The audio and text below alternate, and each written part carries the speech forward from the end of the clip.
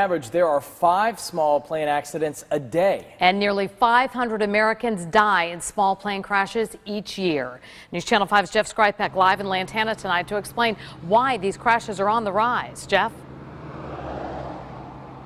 Well, Kelly and Jay, we're standing right here on Lantana Road in Congress, a very high traffic spot full of lots of apartments and houses. But right in the middle of this highly dense residential area is a small airport full of the kind of planes most prone to crashing.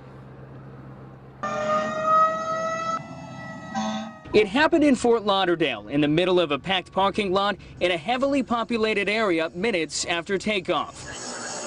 That small plane crash that killed 3 people is bringing back haunting memories for Lantana resident Dennis Meyer. Scary. To this day, it's still scary.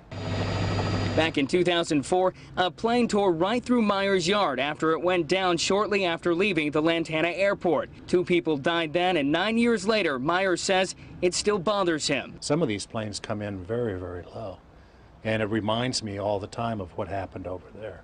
And could it happen again? I don't know. Of the small airports in our area, most are in the middle of highly populated housing in Stewart, in Boca, and in Lantana. And according to the NTSB, small plane crashes are on the rise. 1,500 in 2011, more than 400 resulting in deaths, up 20% over the decade. What risk do you face? You face probably just as much risk getting hit by a shark or getting hit by lightning. Pilot and flight expert David Bajelas points to the fact that there are far more fatalities on the road each year in cars.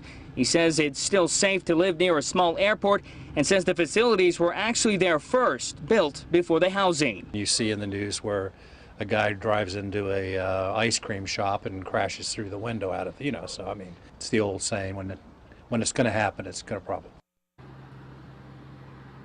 Now, according to investigators with NTSB, they suspect part of the reason why they are seeing more crashes involving small planes is because pilots out there aren't getting as much training as they should be, and they're flying in poor conditions. Reporting live in Lantana, Jeff Skripek, WPTV News Channel 5.